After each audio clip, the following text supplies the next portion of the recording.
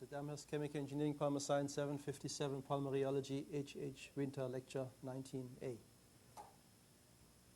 Today I want to discuss a few phenomena with polymer blends, especially the effect of flow on the miscibility of polymer blends is very interesting. Polymer blends have been studied extensively because of their interesting industrial applications. And here I brought a list of those applications. Existing polymers could be used for blending studies and for achieving new properties. And that has the advantage that chemistry is well known and all the technology is available. However, in recent times now, the properties of the blends have become so interesting, so attractive, that the chemists are synthesizing new polymers, especially for that application, for making polymers with new properties. Now, what type of new properties are expected here? You can combine properties of individual polymers which you could not combine by chemistry in a single molecule. So in some cases, a blend can have completely new properties which would not be accessible otherwise. So that's why blends are so important. And often the synergetic effects by taking two blends having, say, a viscosity eta 1 and a viscosity eta 2 in a mixture will have a new viscosity which is substantially lower. We are looking at that in the moment for fiber applications where the viscosity has been lowered by a factor of 100 by blending. And this allows now to move to fiber applications with much higher molecular weight. So fibers of high strength can be produced with the old fiber spinning line setting, but with a high molecular weight. And that would be a synergetic effect. Processing is interesting because all the morphologies, or most morphologies, are produced away from the equilibrium. They are, the material is deformed. The morphology is, would need a long time to recover to equilibrium.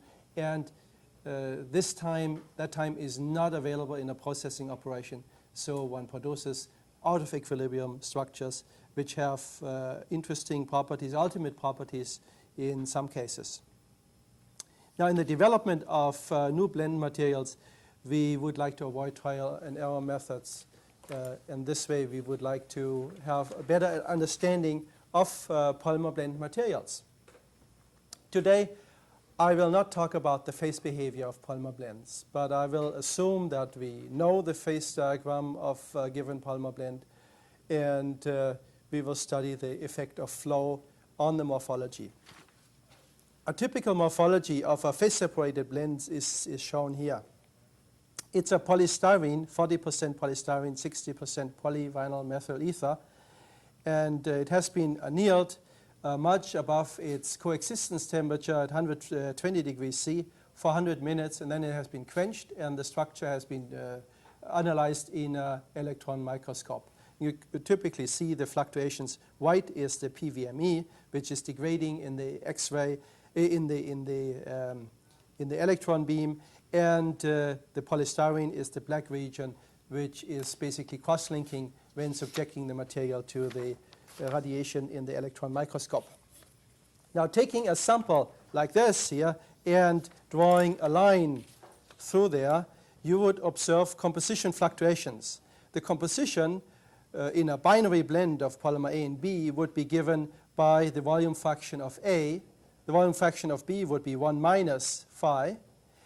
So we would note the volume fraction which goes between 1 and 0 as moving along a cut through the sample. So this would be the snapshot at time. At one specific time, you would have this type of distribution in the composition.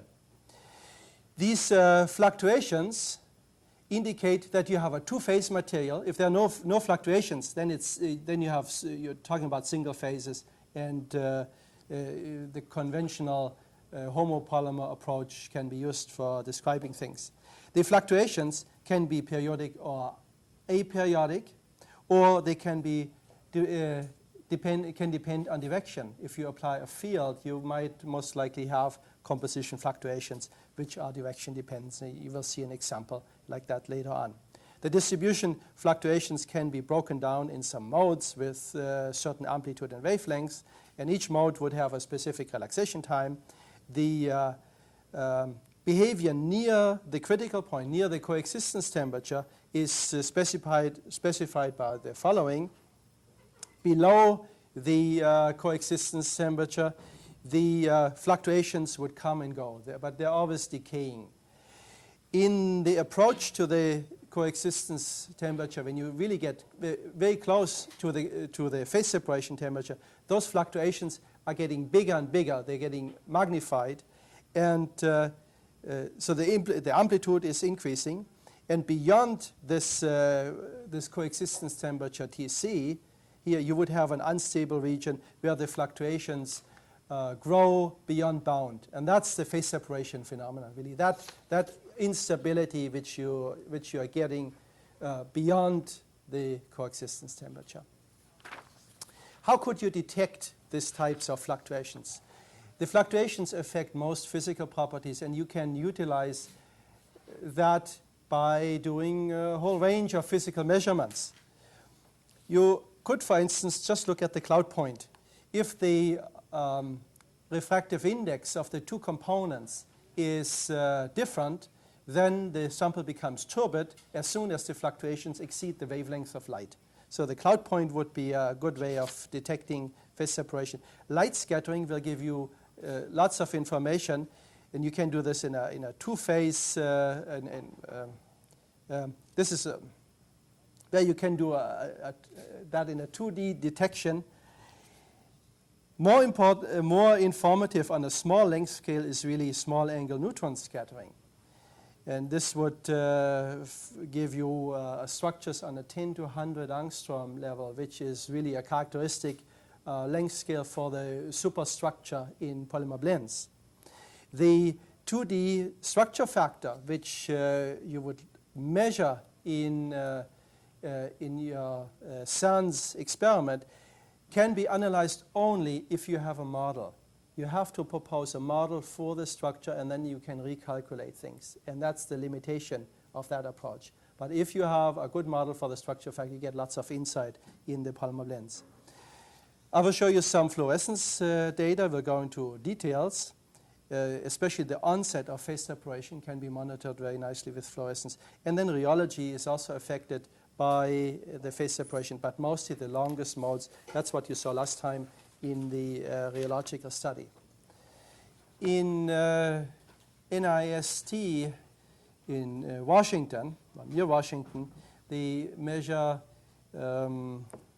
neutron scattering on a PVME polystyrene blend, for instance, here. Here in the approach of the coexistence temperature, the scattering intensity, the scattering intensity versus angle, the scattering intensity is increasing in the approach as you get closer to the 145 degrees C, which is really denoting the phase separation.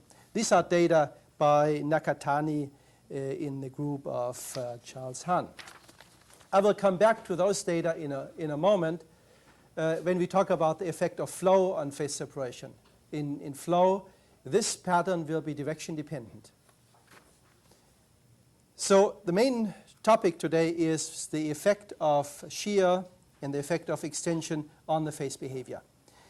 We can look at several different types of materials. We could look at material which have an upper critical solution temperature, and in this case the material might be homogenized by the flow, so this coexistence temperature is decreased by some amount.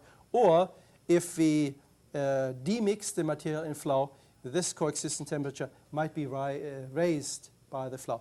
In polymer solutions, you'll find both phenomena, but the flow-induced mixing is more flow-induced demixing is more widely seen. In polymer blends, we have most likely this type of coexistence temperature. We have a lower critical solution temperature here. And flow will either raise this, so the material is more mixed, it's more homogenized, or the flow will decrease this curve, and then we have flow-induced demixing. And for our samples, I will show you this phenomenon and that phenomenon. That's why polystyrene is a very interesting sample. It shows both phenomena actually in the same composition by just operating at different temperatures in that material. But you have to do something to be able to detect the phase separation in situ during flow. And that was a major task. There's a lot of literature on phase separation in low molecular weight systems and polymer solutions, polymer blends. I gave a list to you here. For low molecular weight materials, you most often have the effect of homogenization. So flow will increase the window in which the material is mixed, in which is one phase. But as soon as you add polymer, as you add large molecules, it can go either way. It can be flow-induced mixing or flow-induced demixing. The first experiments reported on that were done by Silverberg in Kuhn.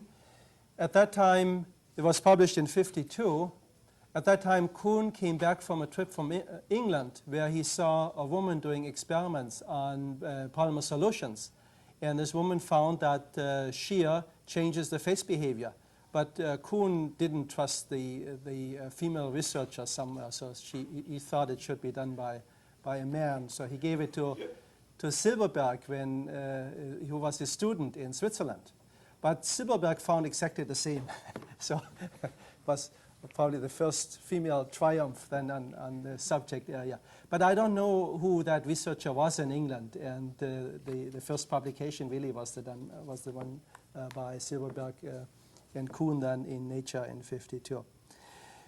So that was flow-induced mixing, but there are other results of flow-induced demixing. Here I have a schematic brought along. This is an old study by Verstrate and Filipov, who pushed a polymer solution through a capillary.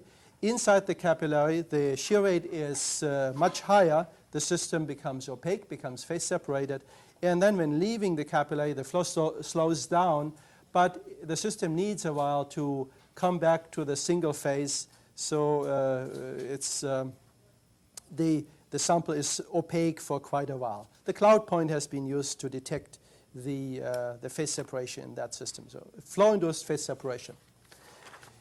The phenomenon has been modeled by Verstrate by adding just another term here to the conventional Flory-Huggins equation. I won't even discuss this type of equation. It's much beyond the rheology topic we're talking about today. So he used the conventional Flory-Huggins equation with an entropic term and an enthalpic term. The enthalpic term for polymeric systems is really dominating, so chi is really the most important part for the high molecular weight systems. And then, in addition, he added the elastic term by just describing this with a trace of the stress tensor or the first normal stress difference, something which contains the elasticity of the material. And with that approach, he got very good agreement. In fact, this approach has been expanded and analyzed in great detail by Metzner and his group, Rangel, Narvaez, Wisborn in '84. And this is the agreement. They could match all the observed, the delta T, which are introduced by flow. They could match that with this simple model where they just added the elastic term to the free energy. So a straightforward phenomenological approach for describing the effect of flow on the phase behavior. Polymer blends have not been studied as much. Data have been scarce until recently. The first ones came from the laboratory of Mesig and Carr Stephen Carr's laboratory in '83. They looked at polystyrene polyvinyl methyl ether. You will see the same system coming up again. It's just a nice model system, where they knew the cloud point, the quiescent cloud point, and they subjected that system to shear flow and heated. They increased the temperature, and as the temperature was increased, somehow the stresses decayed or the viscosity decayed, and then they found a kink in this viscosity curve, and they said that's the phase separation during flow, and this would be the quiescent phase separation. And then they drew a phase diagram like this, and the increasing of the miscible region is denoted by raising this cloud point temperature. Okay, so we did some experiments on the same system, polystyrene polyvinyl methyl ether. Actually, the same system is not precisely. I should specify this for the moment. The phase behavior of polystyrene and polyvinyl methyl ether is mostly determined by the molecular weight of the polystyrene. If you go to higher molecular weight, it's less miscible. And it is strongly dependent on the tacticity of the PVME. The molecular weight of the PVME doesn't matter too much. But if you change the tacticity of the PVME, then you shift the cloud point around drastically. So different labs have PVME with different tacticity and will always have different cloud points. And that's why you will see data on the same nominal system, polystyrene polyvinyl methyl ether, which have coexistence temperatures all around. Okay, so we also look at that system, but we wanted to study it in extensional flow, see the behavior in a strong flow, where molecules are stretched much more effectively. The elasticity of the material is probed much more intensely in the extensional flow when you compare to shear flow. The extensional flow is simply defined by vorticity being equal to 0 and the velocity being described by scalar potential, by the gradient of a scalar potential. Now, this scalar potential then might eventually be incorporated into a thermodynamic argument. And that's why extensional flow might be a good candidate to be connected with a thermodynamic theory. There are many flow geometries which could be used for generating this extensional flow. We picked the stagnation flow, plane stagnation flow, which I modeled here. It's, you have a die which has hyperbolic surfaces. You can mount windows on this side and on the back side, so an optical train can be installed. You can measure the optical behavior around the stagnation point. Near the stagnation point, the velocity is very low, so material elements will stay very long in this region, and this is also the region where stretching is occurring the most. There are some deviations from the extensional flow, in this case near the wall, due to wall effects, but also near the window at this side and the back, of course, there are wall effects. But in the center region, there's a large area, large region, where extensional flow is verified very nicely. The question is, how big is that region? How uniform is the extension rate? But I don't want to go into detail here. Mike Malone and a student of his modeled that flow very nicely and found a fairly homogeneous extension rate in the center. Now, this geometry had been used historically by Taylor and also by Keller. Taylor for stretching droplets, Keller stretching molecules, and for rheological purposes, Giesecke and Leal have been using that extensively. Now, Katsaros used a very simple geometry. He just took a cross-slot type geometry and rounded the corners. And in this way, he could feed polymer in here, had the two streams impinging on each other, and he could see the stretching in the center region. He took a sample in the, if you just look at this here, he took a sample which was above the coexistence temperature. He, if I may draw this, the phase diagram here for a moment. So Katsaros took a sample which had about 54%, well, they had about 54% of polystyrene. This goes from 0 to 1.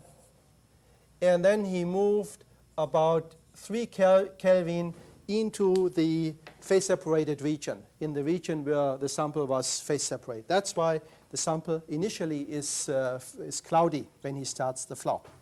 And then he had a lamp behind the dye and a lamp and a camera in front of it. This is at time 0. He stayed at constant temperature, started the flow, and this is at, I noted it, at about 12 seconds, so it needed a while, and then an orange strip comes up. This intensifies when he waits up to 16 seconds, so a very strong effect somehow, and then after 20 seconds, the whole region becomes clear. Now, this phenomenon is called critical opalescence. The scattering, the fluctuations in the system are reduced by the flow somehow, and they are on the order of magnitude where blue is scattered out and the orange light is coming through. It's just using white light, no polarization, anything, and just a white lamp behind it, and that gives those beautiful colors, which you also see at a sunset, for instance. It's a very similar phenomenon from a scattering point of view. Jim Katsaros performed experiments at various depths. Now he took 3 Kelvin, 6 Kelvin, and 9 Kelvin of quench into the two-phase region, and he realized that he can achieve a single-phase sample either by going to a high rate, having extension rate plotted over the strain. If you go at constant rate, the strain is increasing in time. So he picked, say, a certain rate of 2 seconds to the minus 1, and then he measured the time he needed to achieve a clear sample, and with the time multiplied with the strain rate gives him the strain at that, for that experiment. And if he repeated that same experiment at 2 seconds to the minus 1, say at 9 Kelvin, he had to wait much longer, and he needed a very large critical strain to achieve that. Somehow, the curves seem to have a hyperbolic character. Either you take a high rate, and then you need a small strain to achieve the mixing, or if you take a low rate, you need very long times to achieve the coexistence, to mix the sample. A curve like this is very similar to what has been observed for stretching dumbbells. When you model the stretching of a dumbbell consisting of 2 spheres connected with a spring in extensional flow, then you can stretch those either by applying very high rates and having lots of friction on those spheres, or by doing it at lower rates and give some time to the stretching process. And then as the dumbbell is getting long, the overall velocity difference on the spheres is increasing, and then it's being stretched out. So those 2 limits are very similar. So maybe the observation is connected with flow-induced stretching of molecules. Jim Katsaros also performed some experiments at low temperatures, and there he looked at a sample which was somewhere down here. It was in the single-phase region. Here we have a phase-separated polymer. There we have a single-phase polymer. And in the single phase, we did not expect any specific effect. But he put the sample in his dye, he started the flow. In the beginning, it was completely single phase, it's clear. And then after a minute or so, a black strip is occurring in the middle. This black region is extending in time, and here is a sample then here where the phenomenon is shown very, very nicely. It's the region around the stagnation point, so that the flow comes from both sides, and the stretching occurs into up and down. So near the stretching, the sample undergoes a flow-induced phase separation. This was the first time that phase separation due to flow has been reported for polymer blends. Before that, there was a firm belief to in talking to anybody in the field, that flow mixes polymer melts, that it wouldn't introduce phase separation. So this was a very nice evidence, but people could say it's a pressure effect. You know, you're subjecting your material to high pressures, and then it might phase separate. But if it would be a pressure effect, then the whole flow region would phase separate because the pressure is fairly uniform in that. So it's really the anisotropy of the stress. It's the pulling in away from this here, or the pushing from the side, which causes this phenomenon. Viscous heating is also unimportant. One could at least argue that the sample might be at higher temperature here in the center than on the outside. But the rate of viscous dissipation is so low, the temperature is pretty uniform throughout that sample. Extensional flow is normally characterized by very little dissipation. So it is not a bulk effect, it's not viscous dissipation, it's just an interesting phenomenon. We change the flow behavior, change the phase behavior by flow. From the extensional flow dye, we could not recover any sample. So we switched to shear flow, where we put a sample into a rheometer. We used an old rheometer. You wouldn't want to put a sample in a rheometer and shear it very hard for a short time and then quench it, lower the temperature. The transducer might be wrecked in no time. So one needs some shearing apparatus, shear the sample very hard, and then stop the flow and recover the sample, and then look at it optically. And the result is this type of picture here in the center region, where the shear flow is low. The shear rate is very low. The sample has not been changed. So initially we phase separate the sample. Again, we go about 3 Kelvin into the two-phase region. And then when starting the flow, the shear rate increases linearly, going from the center to the outside. So unaffected in the center, you have the critical opalescence again for the transition. And then outside, at high shear rates, the sample is one phase. And this is at high temperatures. Now let's do that again at low temperature, the same way as it was done for the sample in extensional flow. And here, this one, well, I have some shear samples under other conditions, but this sample especially, is showing phase separation in the outer region, in regions of high shear rate. So at low temperatures, the sample is clear, but then when shearing it, it becomes opaque. It's very hard to detect it here because of edge failures. We go to high rates, and then when quenching the sample, so it doesn't look so nice. We clearly have to go to nicer experiments to pin down the phenomena. It seems to be nice, and Jim Katsaros wanted to graduate at that time, so a new student got started. And the question was, does the sample become transparent because the fluctuations are just getting small? You know, that maybe flow reduces the size of the fluctuations below the wavelength of light, and the sample becomes transparent. Or does it become transparent because the sample really is mixed on a molecular scale? We really need a measure on a probing on molecular scale. And there are two methods available which are used widely. One is SANS, the small angle neutron scattering, and that has been established very nicely. So when you change the temperature, the scattering at some angle is increasing. This is changing with temperature, and then there's a kink in this behavior, and this would be the coexistence temperature. And then there is a second method which had been developed by Lucien Monnery in Paris and his co-workers, where he looked at fluorescence quenching. And I will talk about this in a moment. Now, the fluorescence phenomenon is giving us no result in the single phase. Somehow the sample is not fluorescent.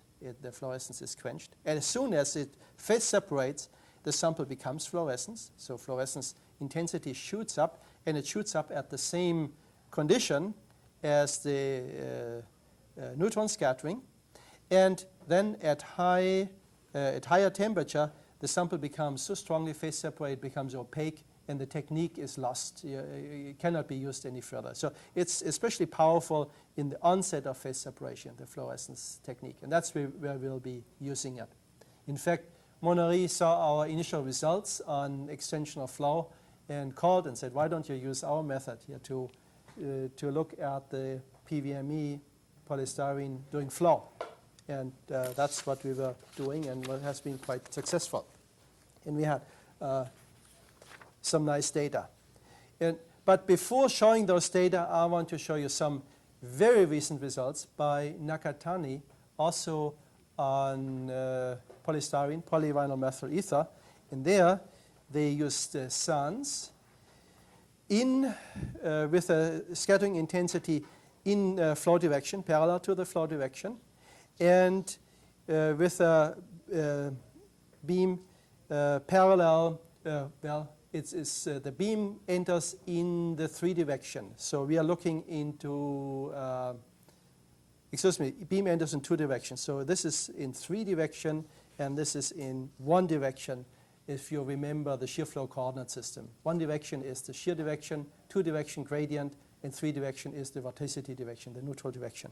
So we are looking in 1 direction and 3 direction. And you can see that the fluctuations, which were taken somewhere below the coexistence temperature, we are still in the single phase region, but you can see that increasing flow at that constant temperature will decrease the scattering intensity. And for the same experiment, the scattering intensity sideways in 3 direction is not affected by the flow. So somehow there will be an anisotropy involved in that behavior. But those data are taken far away from the coexistence temperature, and we really have to find out what would happen when you go across the transition. And there are probably very nice data coming up from that laboratory. No, that's very, very recent. We started working with the fluorescence sample and in order to do that, we had to modify the rheometer. That was the first step. We wanted to do in situ measurements instead of shearing a sample, quenching it, and bringing it to some other laboratories. For that, we modified our rheometer. We talked about this already. So there's a fluorescence probe coming in. The light is being sent in here, and it's also received. It's a bifurcated cable. The specific features of that instrument are that the temperature control had to be changed. When you work with polymer blends, you cannot allow large fluctuations because you might overshoot, phase separate your sample, and need a long, long time to come back. So we need a much better temperature control.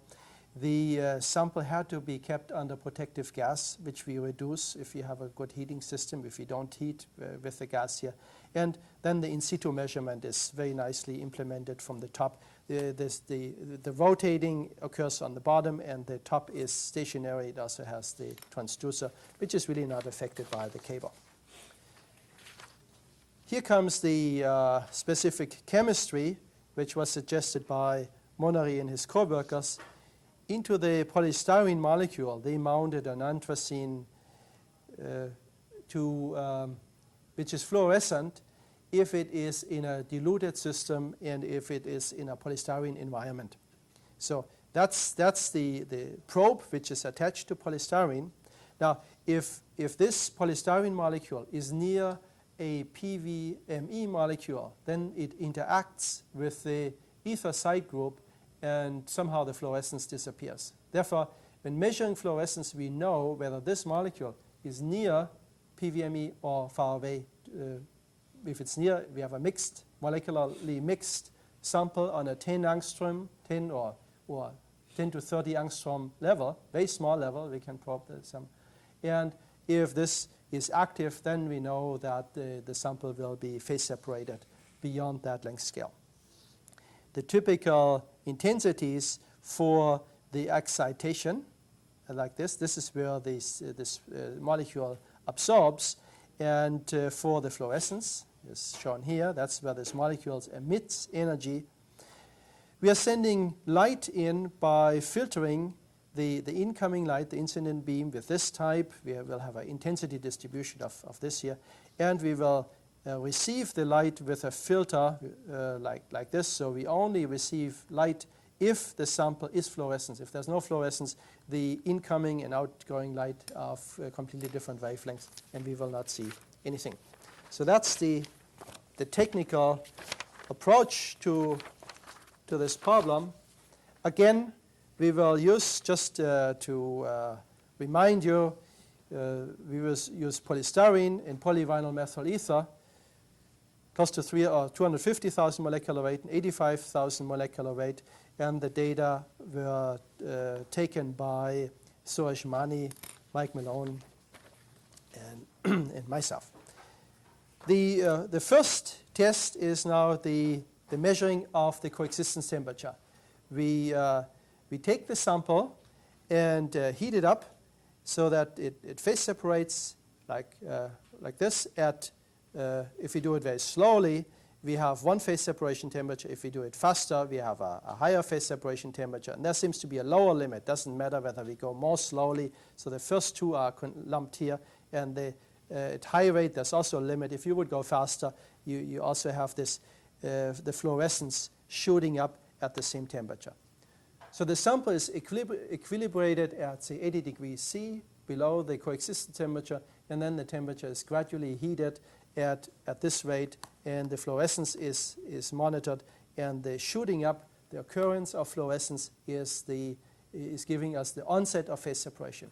If you would analyze the behavior up here, you would need a model for the structure first, and then you would have to find out how that specific structure affects the fluorescence. So it would be very complicated to analyze the sample beyond what we are doing. In the same experiment now in shear flow gives us data which look something like this. Here I brought a larger picture. The sample has been heated, and then flow had started, say, it was started from 80 degrees on. 80 degrees was the lowest temperature. If you change the scale, please, a little bit here. The sample was heated, and then flow was started somewhere here. And then if we shear at 2 seconds to the -1, the coexistence temperature was pushed by this delta T. And if we shear at 8 seconds to the -1, it was pushed up by this delta T. So that's the type of increase we are expecting. The consequence of that on the shear stress and shear rate is minor.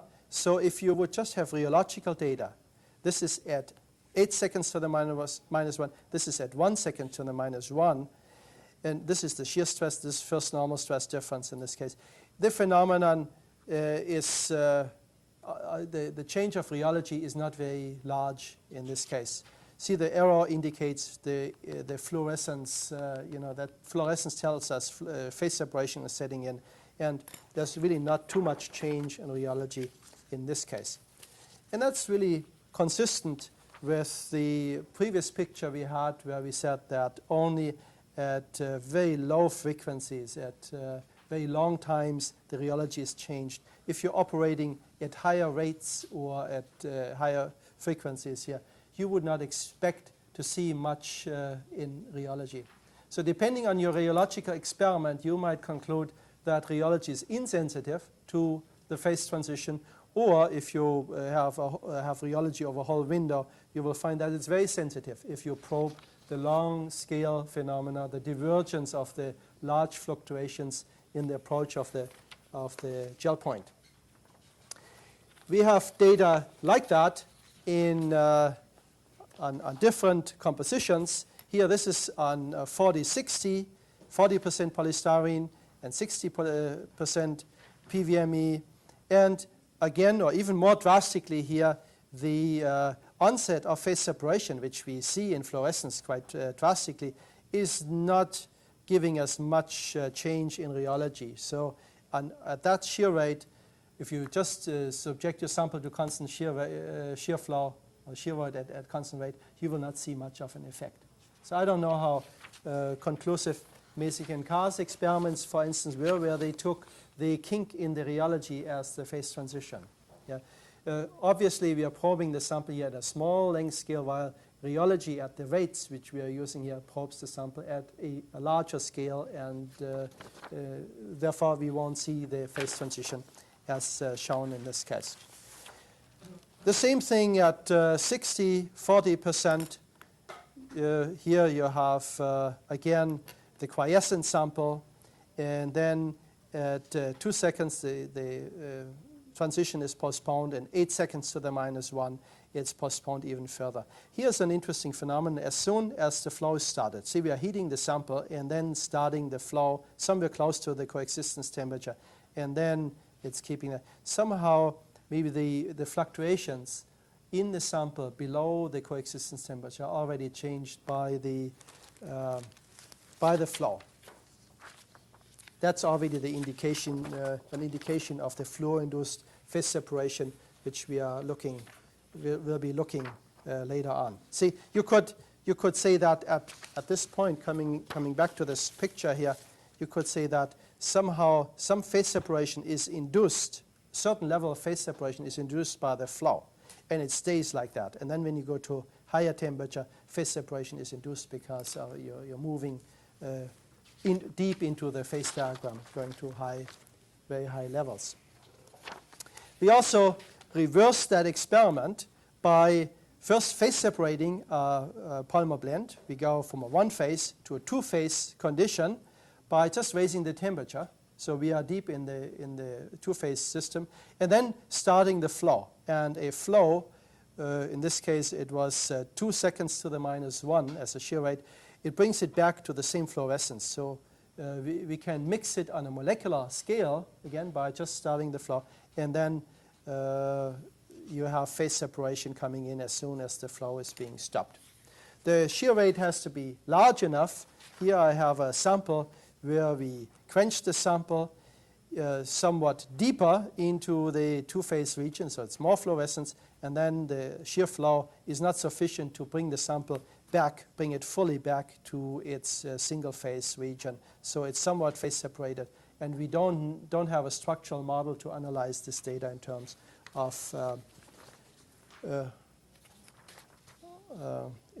of fluorescence and morphology. Now, these experiments are summed up by plotting now delta T. This is the amount we could shift the coexistence temperature up by starting the flow. So this delta T as a function of shear rate for the three samples, 20, 40, and 60% polystyrene. And you can see they follow about all the same curve, and this is about a square root dependence in shear rate. It's clearly a shear rate dependent phenomenon, not stress dependent phenomenon. Otherwise, the data wouldn't fall on top so nicely.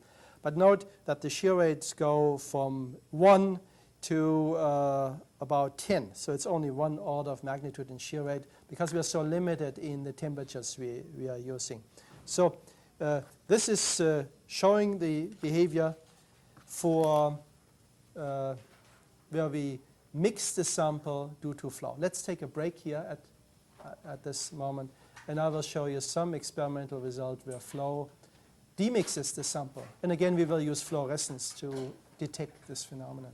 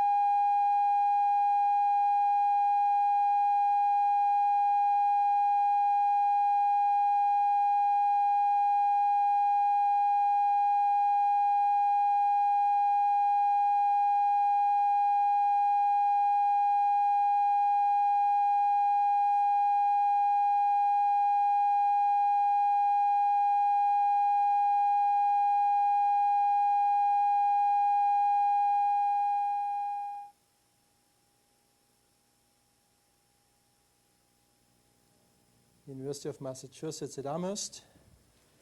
Chemical Engineering, Polymer Science 757, Polymer Rheology, HH, Winter Lecture 19B. Most polymer blends reported in the literature show a lower critical solution temperature, as drawn here, and flow is raising that lower critical solution temperature. So this would be the quiescent curve. We would have two phases up here, one phase down here, and then flow is raising this somewhat, but the overall effect of this is fairly small. If you can raise this curve by 5 or 10 Kelvin, then it's already a lot. So it will not be very, very large. Most polymer blends are immiscible, or they are somewhat deep.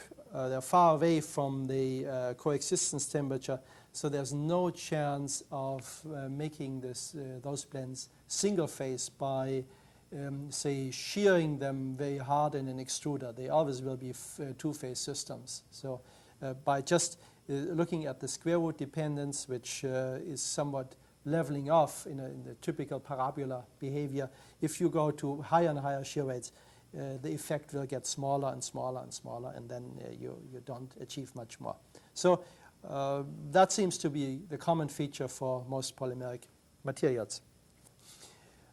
But now let's look at the second phenomenon, the flow-induced demixing. We will look at samples down here. Here, this is the set of experiments which we will perform. We will take samples in the I drew this wrong here. We will take samples in the single phase down here. So they're clearly one phase, and we will study them at different temperatures down here. And different temperatures, I mean the distance away from the coexistence temperature. So delta T will be minus in that case. We're trying to push that down. In the beginning, when we looked at this phenomena, we just realized that down here, flow will demix the sample, and we did not know whether a upper critical solution temperature has come from below, like you would expect it from polymer solutions. In polymer solutions, we always have, or we often see, a coexistence temperature in a quiescent case like this. This would go from 0 to 1. And then with increasing shear rate, this curve would go higher and higher. So this would be gamma dot equals 0, would be the quiescent curve. And this would be the temperature. So in the beginning, we thought that this phenomenon would raise the upper critical solution temperature so that it moves into our processing window, our experimental window, and we see phase separation. But with the data we see now, it seems to be rather a lowering of this coexistence temperature at very, very large stress levels. And you can, with higher and higher stress levels, you can lower this curve further and further down. So that's the type of data I'm going to show you. Data taken by Suresh Mani in the same Rheometer which you saw before. The sample at low polystyrene composition. So let's take the left sample on the blackboard. We have just 20% polystyrene. Subject the material to shear rates of 1 and 8. And we do that at 105. So this is very close to the coexistence temperature. That's about 5 Kelvin below the coexistence temperature. And you can see that the fluorescence, this is fluorescence intensity, for both cases is unaffected by the flow. This would be the shear stress and normal stress difference at 1 seconds to the minus 1. This is at 8 seconds to the minus 1. So you see stress levels which are plausible, but fluorescence is not affected. And very nicely in this in situ experiments, you immediately can conclude flow doesn't cause any mixing. We cannot go to higher stress levels in this case because the temperature is too high, the material is too soft.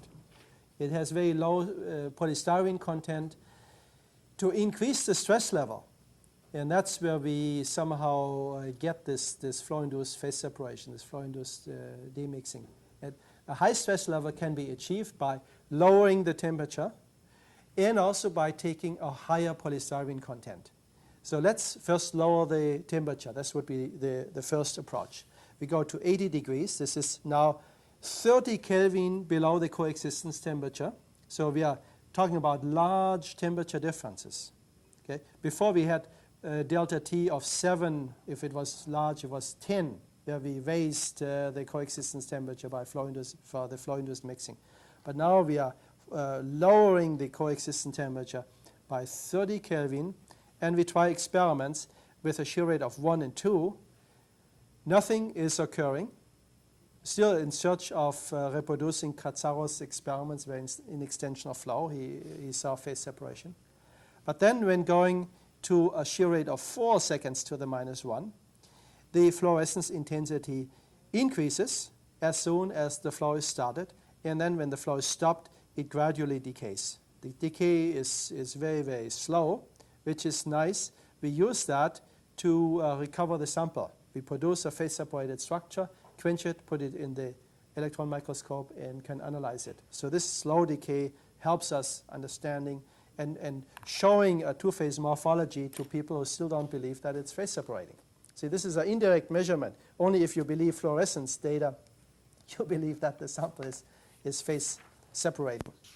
So this is at 4 seconds to the -1, phase separating. We increase the shear rate. The highest possible shear rate is 8 seconds to the -1. Now, we are still below that. Here is 6, shear rate of 6, and very clearly you see phase separation coming in by the shooting up of the fluorescence level. The shear stress and the normal stress are seen here. At this level, the first normal stress difference is already bigger than the shear stress level. Now here we have a typical morphology.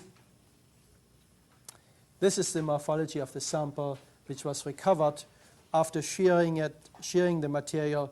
The white region are PVME rich or pure PVME, and the dark regions are polystyrene rich. The polystyrene which is cross-linked in the electron microscope beam. So it's a clearly microphase separated structure at this level. It has lots of morphology, and it would be interesting really to pursue that morphology, analyze that in greater detail, take samples under those conditions. And also look at the direction dependence of that morphology, which we haven't done in the moment. We just cut it normal to the shear direction, so there was no direction dependence. But if you look at it in different angles, you probably see a direction dependence as much as we saw in the Sands picture from Charles Hahn's laboratory. Let's go to higher polystyrene content, where the stress levels are increasing. These data are taken now at 105 degrees C. The coexistence temperature is still about 110 degrees C for a sample with 40% polystyrene, 60% PVME. Now, at shear rate of 1, the fluorescence is not affected. Before the flow and after starting the flow, it's the same. And here you have shear stress and normal stress being listed. But if we go to a shear rate of 4, we have a drastic increase on the fluorescence intensity. And here you have shear stress and normal stress. Which one is the normal stress is higher than the shear stress in this case. So very strong phase separation. Note that when stopping the flow, the fluorescence decays to its original level. So it really recovers, the morphology recovers. But it recovers very quickly. And we are not able to quench this sample and measure morphology, unfortunately. So only at very low polystyrene content we can recover the structure. And that by itself is an interesting phenomenon. When you have a sample with low polystyrene content, maybe the passages where polystyrene rich, where the polystyrene is rich, those passages are very small and diffusion is very, very slow. Now, if you have a higher polystyrene content, you probably have a more equal distribution of polystyrene, and the recovery is much faster. polystyrene doesn't have to travel as far by diffusion. But that's kind of guess what is happening. It's really puzzling why the time scale is so different in these two cases. Let's look at the sample at 15 Kelvin below the coexistence temperature. This is at a shear rate of 4. And the shear rate of 4 was very successful so far in causing causing phase separation. Causing phase separation. But in this case, we are already far away from the coexistence temperature. You need higher and higher stress levels to induce phase separation. The stress level here for the shear stress is about 10,000, and for the normal stress difference is wait a minute. This is the first normal stress difference here. It's about 100,000, and it's just below 20,000 for the shear stress. And this high level is really the fluorescence intensity. It's strongly phase separating, and intensity is shooting up very, very rapidly. And this is maintained over long times as long as the shear flow is continued. Now, if we stop the shear flow after some time, the same initial behavior is seen, and the recovery is rapid as we saw before. Oh, initially I made a mistake. This material is really strongly phase separated at 4 seconds to the -1. I somehow said it's not so strong. This is strongly phase separated, and the stress level is sufficient for doing that. And we see that very interesting transition behavior. Now let's go to even lower temperature. Let's go 30 Kelvin below the coexistence temperature. Let's do experiments at 80 degrees C.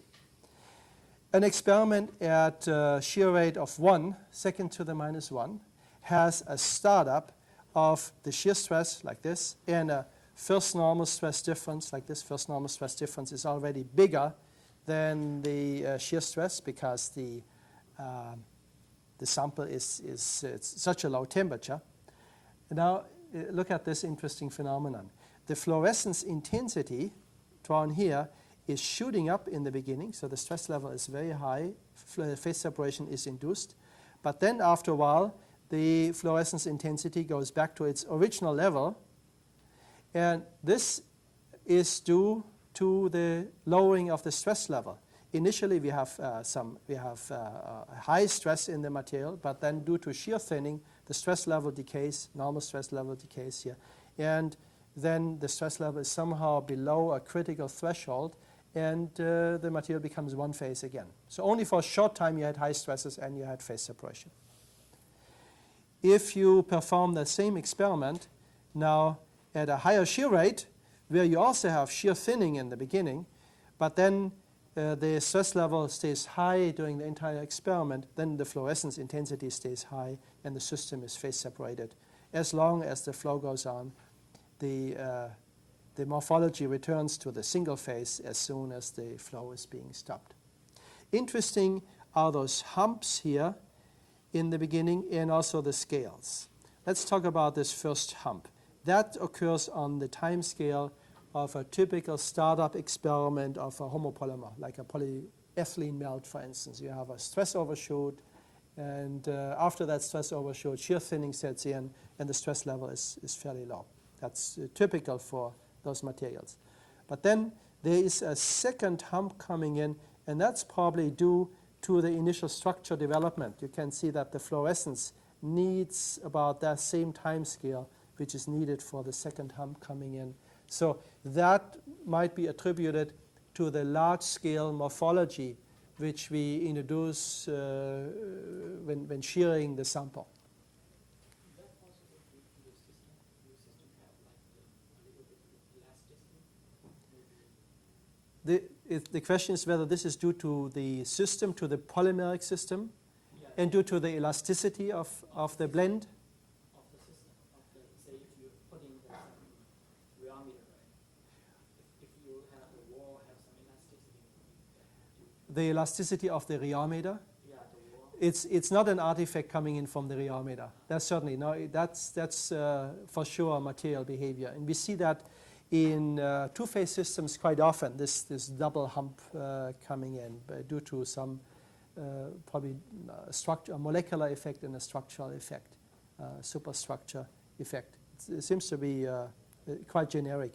And the material, there's no problem with the Rheometer on that scale. We're doing experiments with other polymers and similar stress levels, different startup conditions, and don't see any of those phenomena.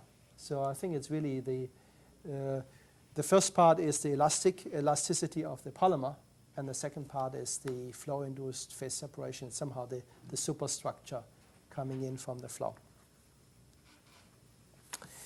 This is also seen at samples at high polystyrene content. This is a bigger figure now again. And I just show you experiments at 3 different shear rates. The relative fluorescence is shooting up as soon as the flow is started at 2, 4, or at 5 seconds to the -1. And you can see that the fluorescence is really very, very large. It's a substantial phenomenon.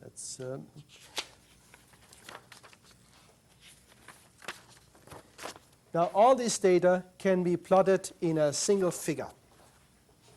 And with all, I mean the data where delta T was positive, the flow-induced shift in the coexistence temperature was upward.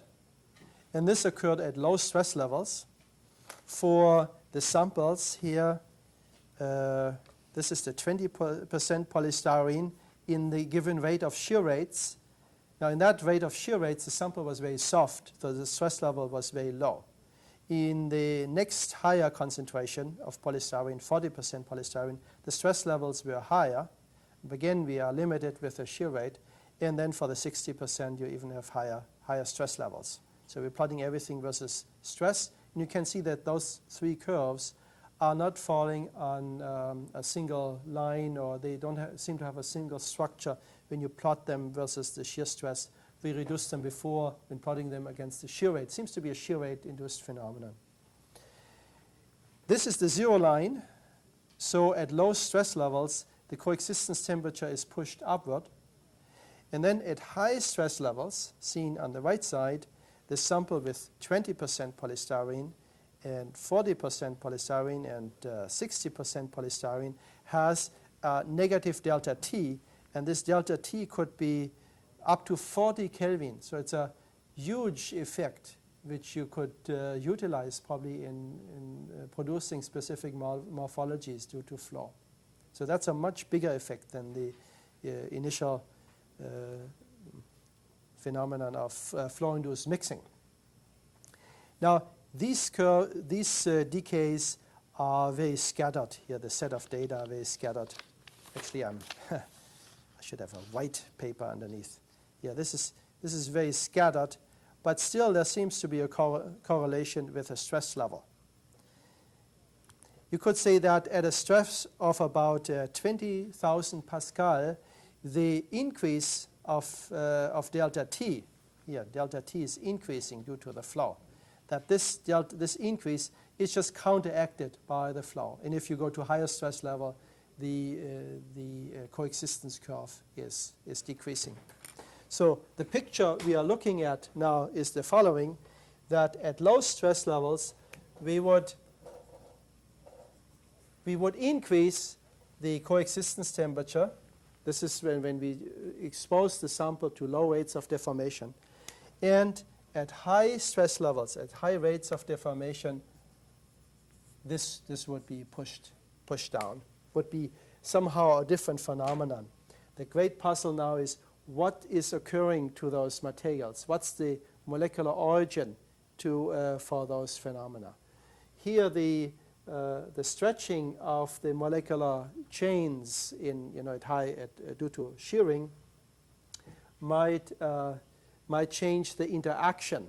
At high temperature, the molecular motion is increased, and the energetically favorable interaction between the polystyrene and the PVME side groups is hindered by the motion of the molecules. And then if you orient the chains, you reduce the molecular motion and they might be interacting more easily. That would be one possible explanation. And the other explanation is that at high shear rates here, sufficiently high shear rates, the fluctuations in the system are broken up. See, in the approach of the coexistence temperature, fluctuations are getting larger and larger, and you have this critical slowing down in the system. Beyond that, the fluctuations, down here, they would always come and go. They also would be decaying. But above here, the fluctuations are increasing in size. They're growing.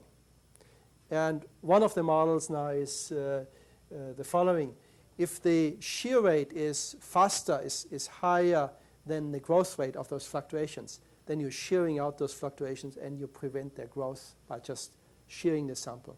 And pretty soon you are out of luck because you cannot shear fast enough. The fluctuations are just growing too wildly and you cannot do much above here. So that would be the green curve, the raising of the coexistence temperature.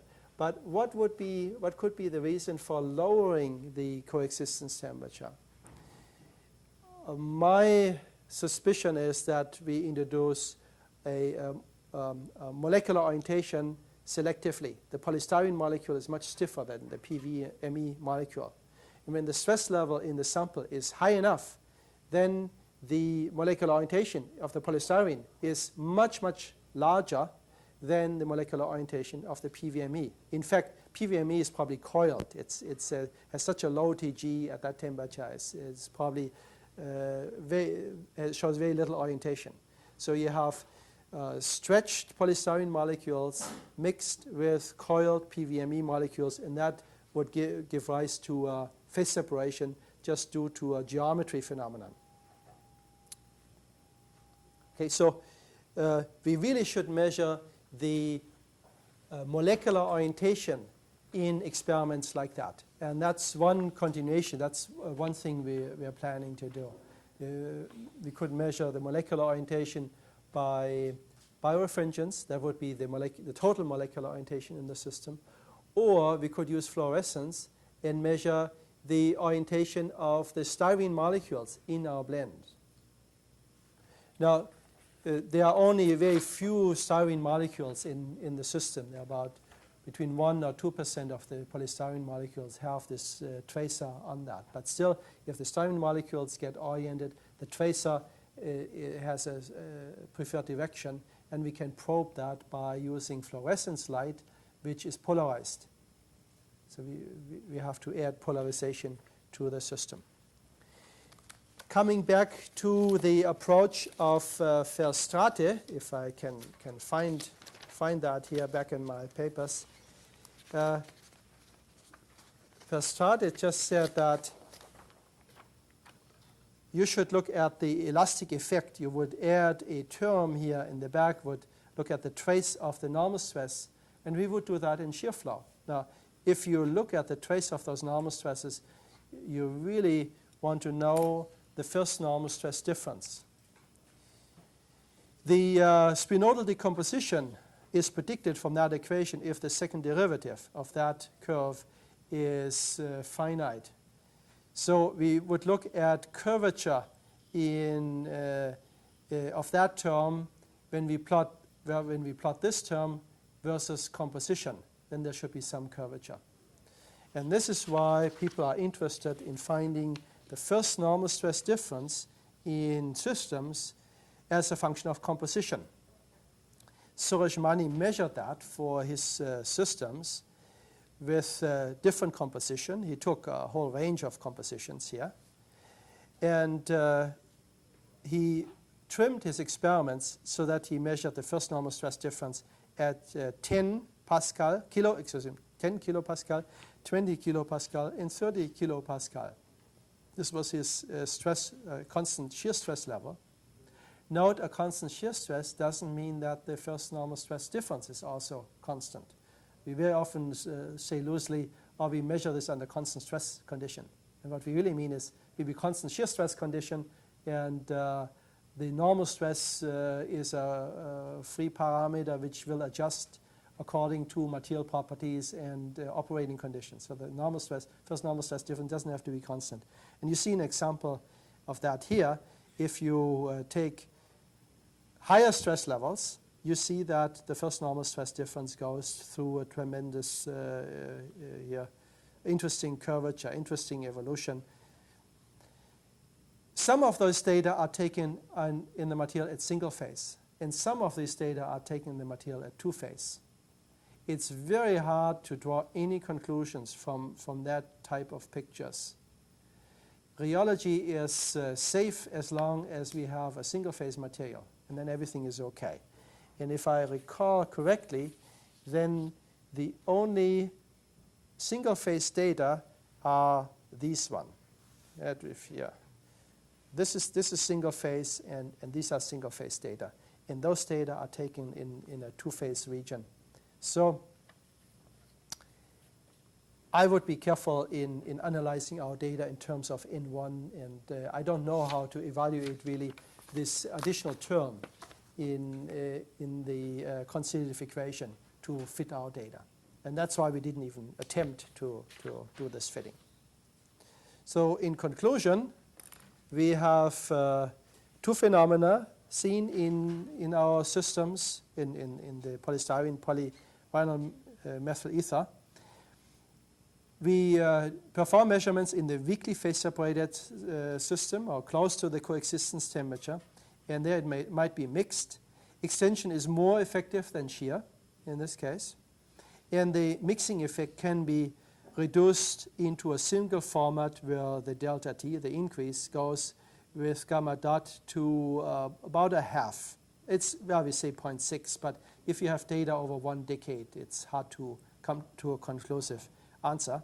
And fluctuations might be destroyed by the flow, or the interaction might be enhanced by the flow-induced orientation in the system. So we don't know what's happening.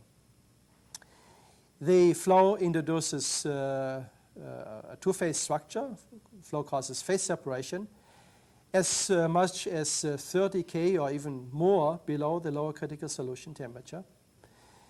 And the TM showed that phase-separated structure. We had a sample where we quenched the structure and looked at it, so you can touch it. If you don't believe it, it is there. There's no doubt. Extension is much more effective than shear in this case, and that's where we saw it first, Katsaros in his experiments. It certainly is not a pressure effect because it doesn't occur in bulk. It only occurs in the region of very high extension or high shear. It might be due to the molecular conformation in the shear flow or extensional flow. So the flow might stretch the polystyrene molecules while it might not affect very much the PVME, and then you have phase separation. And certainly it seems to be a lowering of the lower critical solution temperature, and it doesn't seem to be shifting up of the upper critical solution temperature. But we really should know about both. And unfortunately, we don't get information about the upper critical solution temperature because of the glass transition temperature in the system. In all those experiments, TG is close. When you decompose the sample into a polystyrene-rich phase and a PVME-rich phase, the polystyrene-rich phase is close to the glass transition temperature. But you remember the homogenization when we stop the flow. The flow introduces phase separation, and then we stop the flow, and we get one phase again. Now, this occurs fairly rapidly, which indicates that our polystyrene-rich phase is very mobile still. It is certainly much above the glass transition temperature. So I don't think the phenomenon is really related to TG. So I would consider those experiments initial. I hope that we will find out much more and then probably have theory backing up those experimental data. Thank you. That's as much as I want to discuss the blend behavior.